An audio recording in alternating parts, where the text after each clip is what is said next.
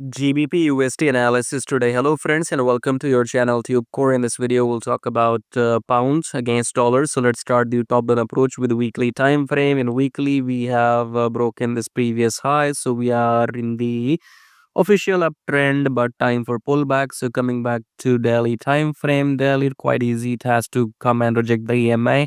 Don't take any trades this year, wait until 5 January. Okay, so this is your new high. As you can see, all the previous highs are broken. New high uptrend. Okay, coming back to 4 hour, your entry will come from 4 hours. So let the price reject the EMI, then bullish candle, and then you go long. Okay, so all time frames are bullish for GBP USD. So as for Euro USD too, go and watch my video for Euro USD.